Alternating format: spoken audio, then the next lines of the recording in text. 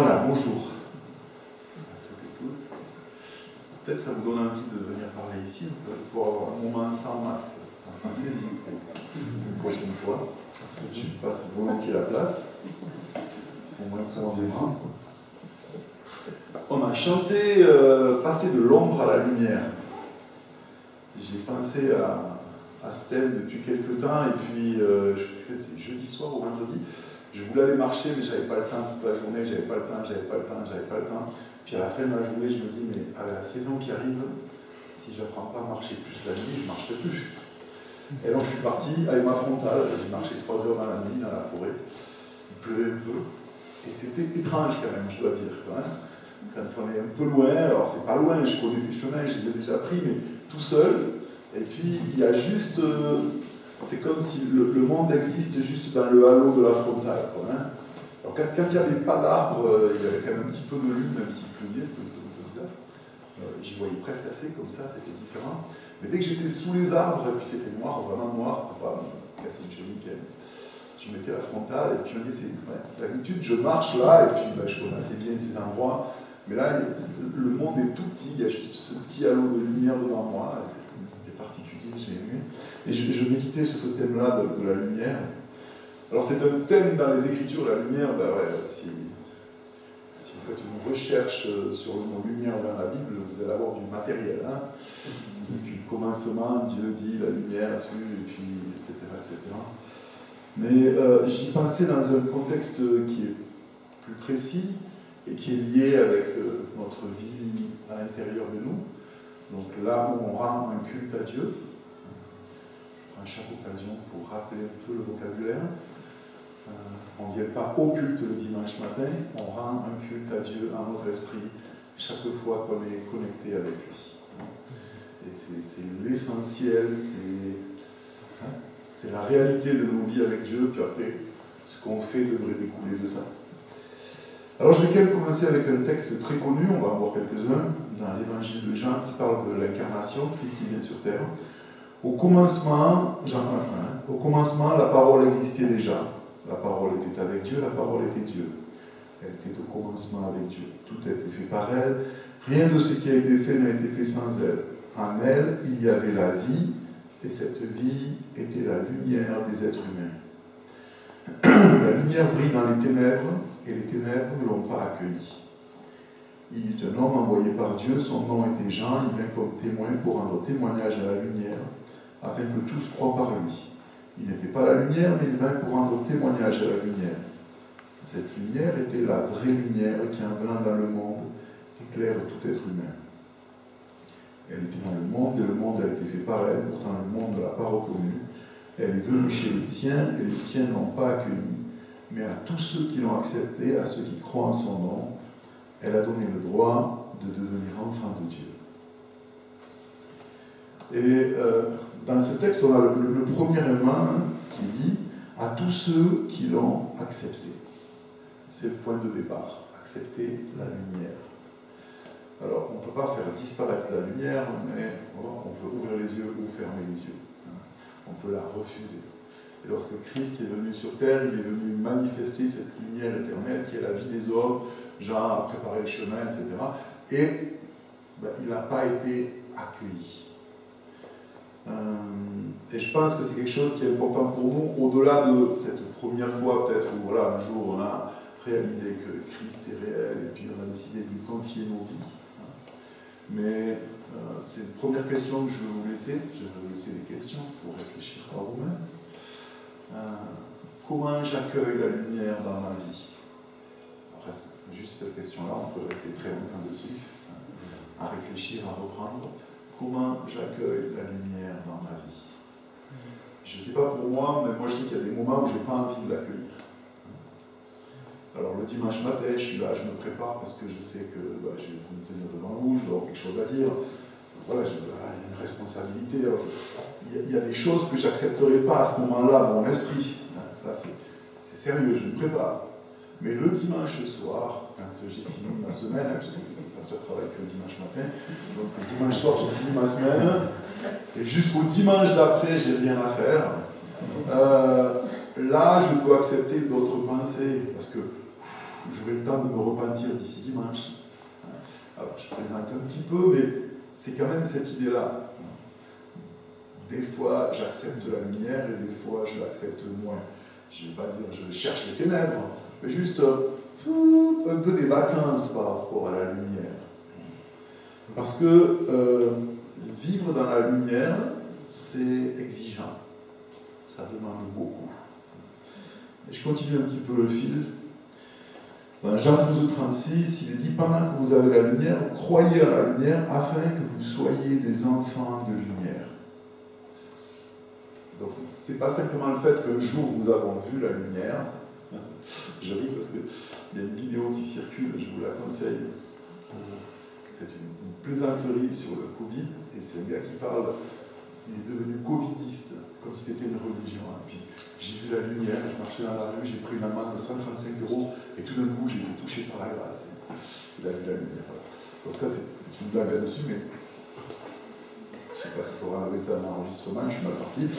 C'est assez rigolo, c'est très très rigolo. Vous trouvez ça sur n'importe où sur la table. Mais pour nous, un jour, voilà, d'une façon ou d'une autre, nous avons vu la lumière, nous avons accepté Christ, et puis voilà, on est devenus enfants de Dieu, c'est bien, mais parmi les synonymes, enfant de Dieu ou enfant de la lumière, c'est la même chose, puisque Dieu est lumière. Il n'est pas que lumière, il est aussi amour, justice et vérité, mais il est lumière. Et nous sommes enfants de la lumière. Et il dit, puisque pendant que vous avez la lumière, croyez en la lumière. Et je l'ai déjà dit plusieurs fois dans d'autres contextes, mais pour nous, au XXe siècle, nous les croyants qui sommes arrivés après l'époque où l'athéisme, on a cru que l'athéisme allait faire du tort au christianisme, et il n'en fait aucun. Ce qui fait du tort au christianisme, c'est la contrefaçon du christianisme. Ce n'est pas les autres religions ou non-religions, quelles qu'elles soient. Mais on a assimilé le mot croire, quand on le lit dans la Bible, à savoir et être convaincu qu'une chose existe. Mais ça, c'est un tout petit bout du sens du mot croire. À l'époque de Jésus, il n'y avait pas d'athée. Les gens qui ont crucifié Jésus étaient tous des croyants. Pas un seul juif ne croyait pas que Dieu existait. Et tous croyaient qu'il avait inspiré l'Ancien Testament et qu'il avait donné les 10 commandements à Moïse. Donc, croire que Dieu existe, c'est un prérequis moderne. Effectivement, si je suis un vrai athée, donc je crois qu'on est issu de Lazare, etc., Lazare est la nécessité, qu'il n'y a rien derrière, qu'il n'y a pas d'intelligence, il me faut d'abord faire le chemin pour arriver à il y a une intelligence derrière ce monde, et puis cette intelligence, elle peut s'appeler Dieu, et ce Dieu peut être le Dieu de la Bible. Et pour nous, on a l'impression que quand quelqu'un qui ne croit pas a fait ce travail-là, tout est fait. Mais ça, c'est tout récent. Donc, encore une fois, à l'époque où les textes de la Bible ont été écrits, il n'y avait pas d'incroyants dans ce sens-là. Donc, lorsqu'il dit « croyez en la lumière », le mot « croire », essentiellement, il veut dire « placer pleinement sa confiance en ». C'est pour ça que croire ou avoir la foi sont interchangeables la plupart du temps, et dans le grec, c'est la même racine du mot. Donc, croire à la lumière, ce n'est pas juste savoir qu'elle existe. De la même façon que croire en Christ, c'est pas juste savoir qu'il existe, il est mort, il est ressuscité, super. Non. C'est vivre en lui faisant confiance. Donc en étant conscient qu'il est réel, bien sûr, c'est le point de départ. Et vous voyez comme ça prend tout de suite un sens différent, beaucoup plus large, beaucoup plus riche, et où on sort d'une superficialité, où je fais quelques trucs, et je suis chrétien, je vais à l'église, non, c'est vivre dans cette confiance. Et, parce que nous sommes appelés à être des enfants de lumière. Elle fait partie de notre ADN spirituel. Je continue toujours un petit peu. Éphésiens 5, 8 à 14. Autrefois, vous étiez ténèbres, et maintenant, vous êtes lumière dans le Seigneur. Marchez comme des enfants de lumière. Donc là, il y a une étape de plus. Christ est la lumière, il vient, on l'accepte, on consent à être éclairé, on est en communion avec lui, on devient enfant de Dieu et enfant de la lumière. Et là, il nous est dit, marchez dans la lumière. Alors, marcher dans le Nouveau Testament, et même dans l'Ancien, Ça ne veut pas juste dire se déplacer d'un point A à un point B en utilisant ses pieds. Marcher, ça nous parle, c'est simple, de notre façon de vivre, mais d'une façon de vivre où on décide de ce qu'on fait. Je ne sais pas si ça vous arrive, pour les gens qui aiment marcher, de partir sans savoir où vous allez. Dire, oh, je vais marcher aujourd'hui. Puis vous partez, puis à chaque intersection, vous décidez d'aller là ou ailleurs, et puis vous arrivez quelque part ou pas. Enfin, forcément quelque part, mais vous ne saviez pas forcément où partir. On peut marcher comme ça, et c'est même agréable. Mais souvent, on part pour faire une marche bien précise. On veut arriver à ce sommet, on veut arriver à ce lac, on veut faire ce tour, on veut faire cette boucle, voilà. On sait où on va, et puis voilà, il y a des intersections, mais non, on prend celle-là parce qu'on va là. Marcher, dans la Bible, c'est avoir une intention d'aller quelque part. Savoir où je suis, savoir où je vais aller, et puis se donner les moyens d'arriver à cet endroit. Même si, paradoxalement, le père des croyants, Abraham, il dit parti sans savoir où il allait. C'est-à-dire qu'il ne connaissait pas la destination, mais il savait où il allait. Il suivait le guide. Alors lui, il ne savait pas où il allait, mais il suivait un guide qui savait où il allait. Et ça, c'est peut-être plus notre situation à nous. Suivre Christ, c'est pas dire, voilà, ma vie est tracée, je suis chrétien, je vis comme ça. C'est chaque jour chercher le guide pour savoir où marcher, et il va nous amener là où il va nous amener, on ne sait pas. Comme ça a été rappelé ce matin par Pascal. Voilà. Surtout que je pense beaucoup ici que vous êtes chrétiens, c'est la dernière personne qu'on imagine faire un malaise vagal un peu Didier. C'est cette force de la nature sportive, toujours très paf. Voilà. On ne sait pas. Donc, nous sommes enfants de lumière et nous devons apprendre à marcher dans la lumière. Et là aussi, on peut réduire ça à marcher dans la lumière, c'est ne pas dire de mensonge. Évidemment que c'est bien de ne pas dire de mensonge, mais c'est une façon de marcher dans la lumière. Mais c'est beaucoup, beaucoup plus que ça aussi. Et là, dans ce texte-là, je continue de le lire, car le fruit de la lumière consiste en toutes sortes de bonté, de justice, de vérité. Examinez ce qui est agréable au Seigneur, ne prenez point part aux œuvres infructueuses des ténèbres, mais plutôt condamnez-les, car il est honteux de dire ce qu'ils font en secret. Mais tout ce qui est condamné est manifesté par la lumière, car tout ce qui est manifesté est lumière. C'est pour ça qu'il est dit, réveille-toi, toi qui dors, relève-toi d'entre les morts, et Christ t'éclairera. Il y a deux autres notions ici qui sont intéressantes. La première, c'est que marcher dans la lumière porte du fruit. Vivre avec Dieu porte du fruit. Et c'est très important, on en a parlé aussi jeudi soir à Bédia, et un petit peu mercredi aussi à Vienne, à Douane, je suis resté à les anciens lieux. Dans quel ordre on met les choses? J'ai dit au début que ce qui fait le plus de tort au christianisme, ce n'est pas l'athéisme, l'islam, le bouddhisme ou ce que vous voulez, c'est les contrefaçons du christianisme. Et les contrefaçons du christianisme, c'est souvent de prendre des choses vraies, mais de les mettre à l'envers. L'ordre qu'on est en train de voir, c'est Christ est la lumière du monde. Un jour, je l'accepte, je consens à l'accueillir dans ma vie, je deviens un enfant de lumière, je cultive cette relation avec la lumière, j'apprends à marcher dans la lumière, parce que je marche dans la lumière, je porte le fruit de la lumière, qui est justice, bonté, etc. etc. Et mes actes, qui sont la conséquence du fait que je marche dans la lumière, rendent un témoignage maintenant au bout du processus, presque au bout, qui est visible par tous. Et puis, dans cette époque-là, et là, Paul, quand il écrit, là, c'est aux Éphésiens, donc c'est pas dans un contexte juif, donc c'est ce qu'on appelait les païens, donc des gens qui avaient, parce que les juifs avaient une morale de laquelle est issue la morale chrétienne. Mais là, ces gens-là étaient dans ce qu'on appelait l'immoralité, avec les temples où il y avait des prostituées sacrées, les orgies, ces machins-là, etc. Et puis, ce qui était chrétien, quand ils devenaient croyants, quand ils devenaient enfants de la lumière, tout d'un coup, dans ces villes-là, on les voyait comme la lumière dans la nuit. Les hommes arrêtaient d'aller au temple, c'est-à-dire voir les prostituées. Ils arrêtaient d'être sous du matin au soir, ils arrêtaient peut-être la polygamie, leur vie changeait. Et puis surtout, on va le voir après, mais je le dis déjà ici, ces gens-là s'aimaient les uns les autres dans quelque chose qui n'était pas connu. Ils se soutenaient, ils s'encourageaient, il y en a qui avaient besoin, chacun un petit peu plus, donner un petit peu d'argent pour l'aider. Puis alors non seulement, bon, c'est vrai qu'ils font plus ces choses-là, mais à la place, ils ont une autre façon de vivre qui est incroyable. Ils s'aiment, et puis ils se soutiennent, ils s'aident, ils s'entraident. Et donc, on a appelé ces gens-là les chrétiens, au début pour se moquer d'eux, les chrétiens, les disciples de ce Christ-là. Et ils étaient connus pour cette façon de vivre. Et avec le temps, il y a un glissement qui se fait, et puis on dit, cette façon de vivre, c'est être chrétien.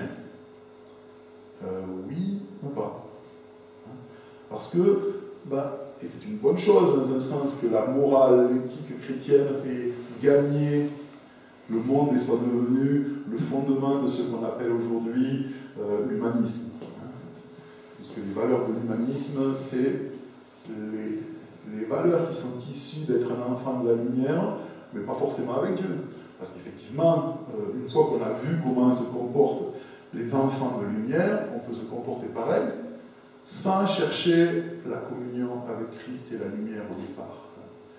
Et c'est ça qui est le plus grand piège, c'est qu'au cours des siècles, au cours de nos vies, ça se répète toujours, c'est pas qu'à une époque c'était mieux ou moins bien, mais en tout cas c'est aussi le piège pour nous aujourd'hui, on peut se contenter du résultat. Donc les chrétiens sont honnêtes, je suis honnête, et dans un pays comme la Suisse, moins en France, mais ou certaines parties aux États-Unis, vu qu'il y a une histoire entre guillemets chrétienne qui a amené une morale et une éthique chrétienne, même si elle disparaît, c'est très facile de se contenter de l'apparence du résultat. Sauf que quand on essaie d'avoir ce résultat-là, mais qui n'est pas le fruit de la lumière, mais qui est le fruit de la discipline, du travail, de la loi et de la pression et du regard des autres, c'est dramatique. Parce que justement là, le témoignage qui est donné, c'est ces gens qui se disent marcher dans la lumière, en fait ils font tout en cachette. Et puis, en fait, c'est pas le vrai témoignage. Et c'est pour ça que je dis, la contrefaçon du christianisme fait beaucoup plus de mal. Parce que l'islam, c'est l'islam, le bouddhisme, c'est le bouddhisme, l'athéisme, c'est l'athéisme. Chacun peut croire ce qu'il veut, penser ce qu'il veut, il n'y a pas de souci. C'est identifié. Et si quelqu'un a envie de dire, comme le disait Jean-Paul Sartre, la question n'est pas de savoir si Dieu existe, mais c'est que s'il existe, on ne veut pas de lui, c'est sa liberté. Dieu a donné aux humains cette liberté-là. Et il l'utilise, chacun pour soi, chacun comme il veut. Et puis, c'est pour ça que C.S. Lewis dit, à la fin de tout, il n'y aura que deux catégories d'hommes, d'humains, ceux qui disent à Dieu que ta volonté soit faite, et ceux à qui Dieu dit que ta volonté soit faite. C'est-à-dire, vous voulez vivre sans moi, vivez sans moi. Voilà, ils respectent ce choix-là. Mais la contrefaçon du christianisme, c'est pire que tout, parce que si on pense connaître quelque chose, et puis que ce n'est pas satisfaisant, ça s'arrête là, on va chercher autre chose. Mais en fait, on est passé à côté de ce qui était réellement. Alors, le travail de la lumière, c'est justement de nous ramener dans le bon déroulement des choses. Et je reprends encore une fois, Christ est la lumière, il vient, et puis on consent la lumière, on l'accepte, on devient enfant de lumière, et on marche dans la lumière jour après jour. Et en marchant dans la lumière, je vais porter le fruit de la lumière, qui veut dire que mon comportement, je ne vais pas devenir parfait, mais va changer et va manifester les œuvres de la lumière. Et c'est de ça qu'on a besoin. Alors maintenant, j'aimerais amener un petit peu le projecteur, parce qu'on parle de la lumière, sur comment, concrètement, qu'est-ce que ça peut vouloir dire marcher dans la lumière. Et puis je serais intéressé, après, sans y penser, sans arrêter de m'écouter, deux choses à la fois, surtout pour les dames, les hommes peuvent être m'écouter. Comment vous le vivez-vous? Qu'est-ce que ça veut dire pour vous marcher dans la lumière? Mais je prends un autre texte dans Matthieu 6, on se promène un peu. 22, Jésus dit « L'œil est la lampe du corps ». On est dans les métaphores, on est d'accord. Si ton œil est en bon état, tout ton corps sera éclairé. Si ton œil est en mauvais état, tout ton corps sera dans les ténèbres. Si donc la lumière qui est en toi est ténèbre, combien ces ténèbres seront grandes. De quoi nous parle ce texte qui peut paraître un peu étrange comme ça, hein? L'œil est la lampe du corps. Donc l'œil c'est pour voir, c'est pas une lampe. Mais voilà, c'est ce que Jésus dit. Et si ton œil est en bon état, tu seras dans la lumière, si je paraphrase, mais sinon tu seras dans les ténèbres. Et combien seront grandes tes ténèbres? Parce que ça ne sera pas des ténèbres où tu sais être dans les ténèbres, tu seras dans les ténèbres en pensant être dans la lumière. Est-ce que vous me suivez? C'est-à-dire que si je pense quelque chose qui est faux, par exemple, je prends un exemple grossier, mais je l'ai entendu une fois, hein, quelqu'un qui ne connaissait pas bien le christianisme et puis qui parlait d'une dame qui avait quitté son mari pour partir avec le voisin. Mais comme elle était follement amoureuse de lui et que Dieu est amour, c'était forcément la volonté de Dieu qu'elle quitte son mari et ses enfants pour partir avec le voisin. Ça nous fait sourire parce que c'est gros, mais ça permet de comprendre. Pour cette dame-là, ou pas tout, je sais pas la dame, pour le monsieur qui examine, qui disait, ah oui, c'est ce que Dieu veut, puisqu'il y a de l'amour et que Dieu est amour. Hein.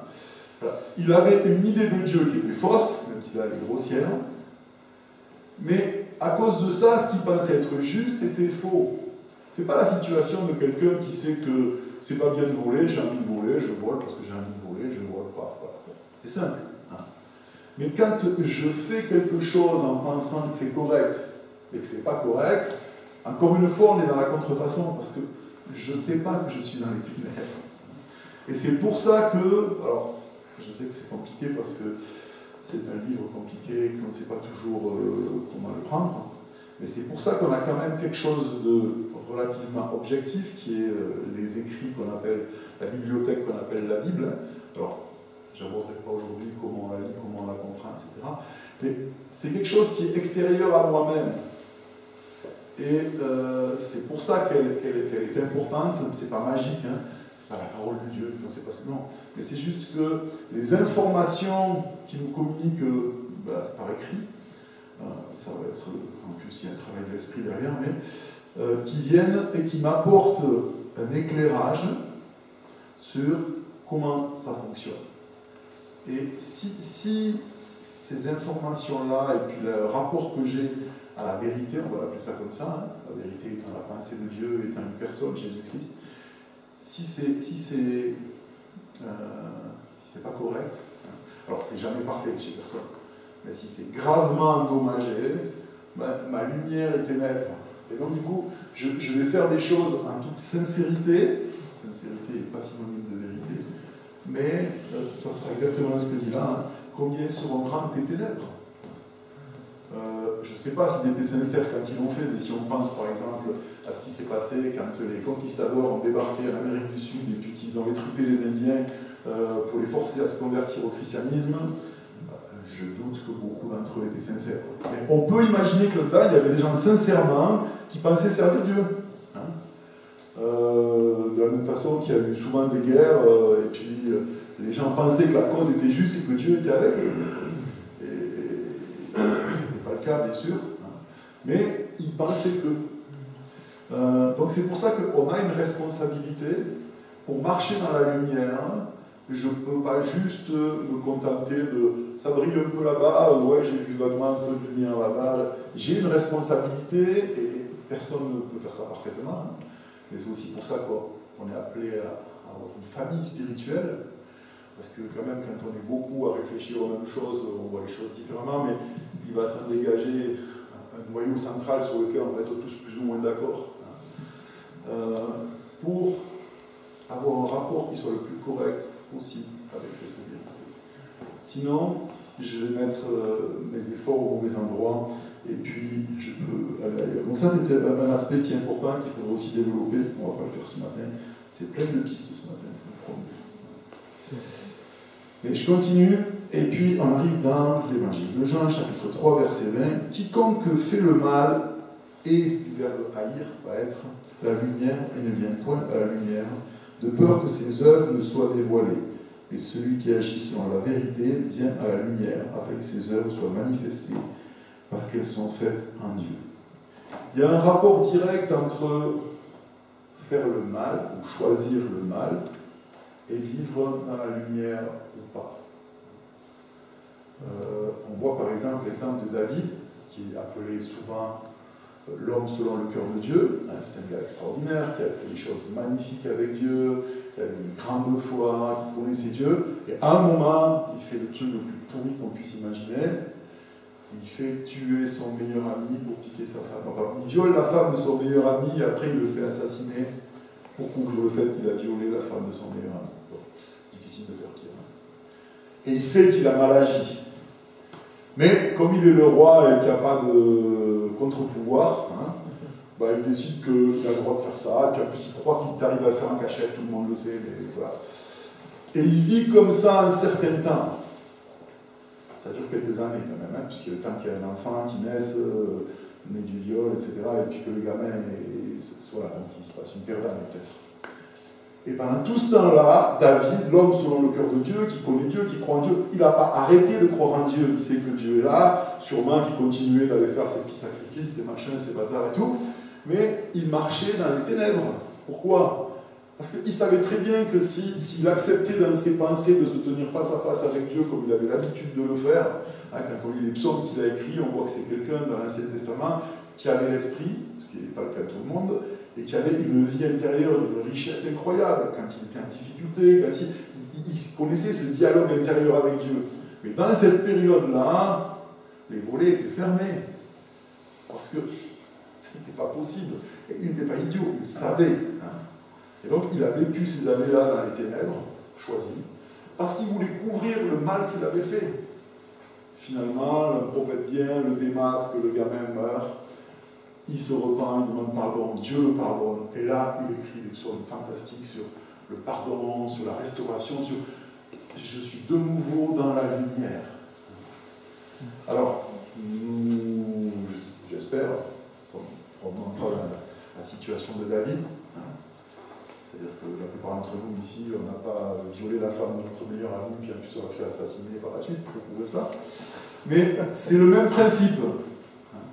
Il y a des moments dans nos vies où il y a des choses que je sais que ça ne devrait pas, mais en fait j'en ai envie, je le fais quand même, sachant pertinemment que. Et puis pendant cette période-là, je vis loin de la lumière. Peut-être que je viens quand même au culte, peut-être même que j'arrive à lire mon livre le matin, parce qu'on peut le faire, c'est en communion avec Dieu, hein, je lis mon petit passage, je peux me faire une petite prière avant le repas. Mais vous savez, hein, comme ça quoi. Avec cette idée stupide, mais on est tous comme ça, comme font les enfants. Hein, ils font ça et puis ils pensent que vous avez disparu. On a tous joué à ça avec les enfants. Hein. Ah, t'es plus là, t'es là, t'es plus là. Et nous, on fait pareil. Et on marche dans les ténèbres comme ça, puis Dieu ne nous a pas vus. C'est ridicule. Mais ce qui est grave, c'est que nous, on pense que le plus grave, c'est notre péché. Et ce qui désole Dieu, bien sûr qu'il n'aime pas notre péché. Mais Christ est mort pour ça, si on le confesse. C'est le fait qu'on vive tout ce temps-là dans les ténèbres. C'est-à-dire, pas connecté avec lui. Et je cherche le texte qui nous dit ça. Si on explique bien ça.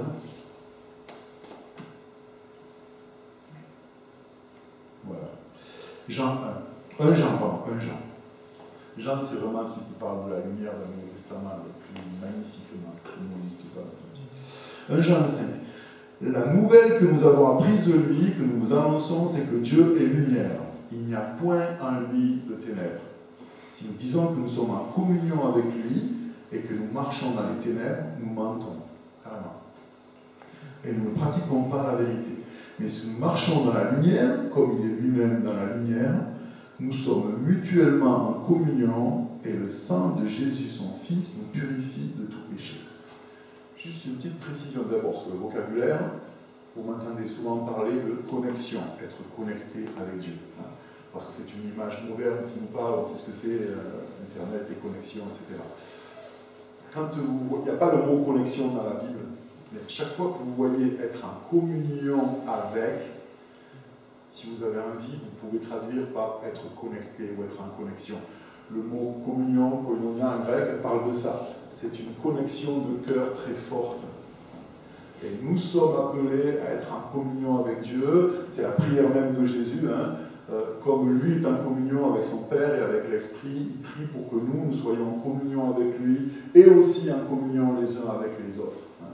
Donc connectés avec Dieu comme ils sont connectés entre eux dans la Trinité et nous avec lui et les uns aux autres. Et là, ce texte est incroyable Parce qu'il dit, donc, il n'y a pas de ténèbres en Dieu, ça on le sait, il est lumière, mais si je dis être connecté avec lui, mais je marche dans les ténèbres, je mens. Et surtout, je me mens à moi-même, parce qu'on s'en fout les autres, c'est important. Je me mens à moi-même. Mais si nous marchons dans la lumière comme les lumières de la lumière, nous sommes mutuellement en communion et le sang de Jésus, son Fils, nous purifie de tout péché. La phrase que je vais dire maintenant, elle peut paraître étrange, mais comprenez dans tout le contexte que j'ai dit. En fait, ce que Dieu veut, c'est qu'on soit tellement proche de lui que même quand on pêche dans sa présence. C'est étrange ce que je dis. Et c'est ça que nous dit ce verset en fait. C'est que moi, ma façon de faire, c'est je sais que je veux faire un truc pas très bien, je ne vais pas d'aller tuer les voisins, mais là, la pensée, etc. Qu'est-ce que je fais? Je ferme les fenêtres, je dis Dieu, tu n'existes pas, je fais mon truc, et puis je me sens coupable, et puis je reste dans ma culpabilité un certain temps, et puis j'ai l'impression que le temps dilue la culpabilité, et au bout de, selon la taille du mal que j'ai fait, quelques heures, quelques jours, quelques semaines, ça dépend. Semaine c'est long déjà, mais bon. Hop, je reviens vers Dieu, des fois même sans vraiment dire non, j'ai mal agi, je te demande pardon. J'essaie de. Bon, Dieu m'accepte, et puis c'est pas net, c'est pas bon. Mais en fait, je dois réaliser que de toute façon, que je ferme les yeux ou pas, Dieu est là, il me voit, il est présent. Lui, il ne s'éloigne pas de moi. Mais si moi, je reste dans la lumière, c'est-à-dire je décide de vivre dans la conscience de sa présence, y compris quand j'agis mal, ça veut dire qu'en fait, presque en même temps que j'agis mal, je peux... En fait, complètement nul ce que je fais. Parce que je sais que dans 3 jours, je vais être mal, et je vais me sentir coupable, et je vais me sentir nul, et peut-être je n'irai pas à la réunion de prière parce que je n'arriverai pas à prier, et puis je vais attendre une semaine, et au bout d'une semaine, je vais finir par dire, David, ça a pris 2 ans, mais pour certaines personnes, ça peut durer des années. Je ne sais pas, je serai de même. Et finalement, on va revenir à Dieu en disant, ouais, j'ai péché, j'ai eu tort, je te demande pardon, et Dieu dit, tu es pardonné. C'est quand même bête que tu aies perdu toutes ces heures, ces semaines ou ces années. Parce que tu aurais pu le faire de suite. Parce que Dieu sait bien qu'on ne va pas devenir parfait dans le sens de ne plus jamais pécher. Alors, on doit éliminer tout ce qu'on peut, faire tout ce qu'on peut au mieux pour pas, mais on va continuer de pécher. Et ce n'est pas le fait qu'on s'accorde un droit de continuer à pécher. C'est que malgré tout, ça va arriver. Mais si j'apprends à vivre dans la lumière, je ne vais pas ajouter au péché le fait de perdre des bouts de ma vie inutilement pour rien, parce que dans 10 jours, je me sentirai le courage d'aller demander pardon. Christ est déjà mort, Dieu est hors du temps, mais nous on est dans le temps. Et puis, mis bout à bout, imaginez, c'est comme au montage quand les gens font des reportages, puis après ils sont dans le studio, puis tout ce qui n'est pas bien, ils coupent. Mais quand on va arriver à la fin de nos vies et que Dieu va couper, parce qu'il ne va pas nous faire de reproches, il va couper tous ces moments où on ne marchait pas dans la lumière. Ça serait bête que ma vie soit courte. Au point qu'il y a le générique, avec le titre, et il devint un enfant de la lumière. The end. Ok, ben oui, il est au ciel. C'est ce que la Bible appelle être sauvé comme au travers du feu. Pas de souci, si quelqu'un est devenu enfant de Dieu, il est enfant de Dieu, c'est irréversible, quoi. Sauf que les bagages d'âme qu'il prend pour l'éternité, donc c'est-à-dire pour la vraie vie, ici on est à l'école, c'est « et il devint enfant de Dieu ». Enfin, cool. C'est mieux que de ne pas être enfant de Dieu. Mais dans mon intérêt, c'est stupide de vivre comme ça. Et c'est pour ça que j'ai intérêt à apprendre à vivre dans la lumière. Et quand on a un certain âge, et puis, en tout cas, je parle pour moi, et je regarde derrière, et puis je me dis, d'abord, ça passe vite, et puis il y a quand même pas mal de coupures, quoi. C'est bête. Ce temps-là, il a été gaspillé, il ne sert à rien. C'est pas que Dieu va me faire le reproche, c'est juste que c'est perdu, c'est coupé au montage. Et je me dis, mais racheter le temps, c'est ça. C'est vivre dans la lumière, mais effectivement, c'est exigeant. Et en même temps, c'est incroyable parce que justement, c'est en vivant dans la lumière que je vais moins pécher. Parce que, comme c'est dit dans plusieurs passages, et je ne vais pas tous les rechercher, il y a des choses qu'on fait la nuit, on ne fait pas le jour. Et on est tous comme ça, les humains sont comme ça. Il y a des choses qui ne peuvent pas se passer à midi sur la place du village quand il fait soleil et qu'il y a tout le monde autour, mais qui se posent sans aucun problème la nuit dans certains lieux dans la pénombre. Et on est tous comme ça. Mais du coup, si moi je choisis de vivre dans la lumière, il y a des tentations que je vais même pas avoir à lutter avec. Parce que imaginez des choses qu'on fait mentalement, je parle essentiellement, et qui ne sont pas bonnes. Mais si Jésus physiquement était là, à côté de moi, en train de me regarder, je penserais à ça 3 secondes, et puis voilà. Si des fois il vient penser, j'arrêterai quoi. Mais la réalité c'est ça, c'est qu'il est là, et pas pour me condamner, pour me dire, mais perds pas de temps, parce que moi je veux bien te pardonner, mais il faut que tu veuilles. Parce qu'on est toujours dans le même principe que le départ, la lumière est venue et ils ne l'ont pas accueillie. Il faut arrêter de penser à ces textes-là juste pour ceux qui ne sont pas croyants. C'est pour nous. La lumière vient dans ma vie chaque matin, elle est là, elle attend que je me réveille, parce qu'elle ne se couche jamais. Elle ne s'éteint pas. Et puis, est-ce que je l'accueille? Ou est-ce que je pars dans un programme pour produire une bonne éthique morale chrétienne? C'est mieux que rien du tout. Et je me prive de ça. Et le test final, je termine réellement avec ce verset, celui qui dit, 1 Jean 2,9, celui qui dit qu'il est dans la lumière et qui est, il va haïr son frère, est encore dans les ténèbres. Celui qui aime son frère demeure dans la lumière et aucune occasion de chute n'est en lui. Jean qui était, le Saint-Esprit parlant, qui sait qu'on a besoin de choses concrètes. Vous voulez savoir où vous en êtes là? Quelles sont vos relations les uns avec les autres? Parce que si je pense marcher dans la lumière, mais elle, je la critique, lui je l'aime pas, lui je ne veux pas le voir, lui je préfère pas le voir, les autres j'ai pas envie de les voir, finalement je vis tout seul parce que comme ça au moins ils me font tous. Il y a un souci quelque part. Et ça ne veut pas dire qu'on doit être amis avec tout le monde, passer notre temps avec tout le monde. Si vous lisez la pensée du mois, j'ai écrit sur choisir des moments de solitude.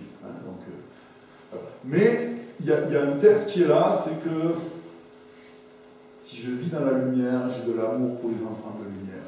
Pas que je sois d'accord avec tout ce qu'ils font, mais il y a quelque chose qui est là. Il y a de la joie quand je les retrouve, il y a une envie de les retrouver, etc. Et encore une fois, c'est pas de se culpabiliser si on ne dit pas ça qui nous aide, c'est de se dire j'ai besoin de Christ, j'ai besoin d'être en communion avec lui, parce que quand je suis dans la lumière, il y a les fruits de la lumière, et le fruit ultime, c'est l'amour des autres. Ce qui a fait que sans télé-évangéliste, sans radio, sans tract, sans hélicoptère, sans campagne, etc., l'évangile s'est répandu dans toute une génération. Sur quelle base? Ces gens-là, ils ont un truc différent, ils s'aiment les uns les autres. C'est pas leur prêche, c'est pas leur discours, c'est pas leur... Ils s'aiment.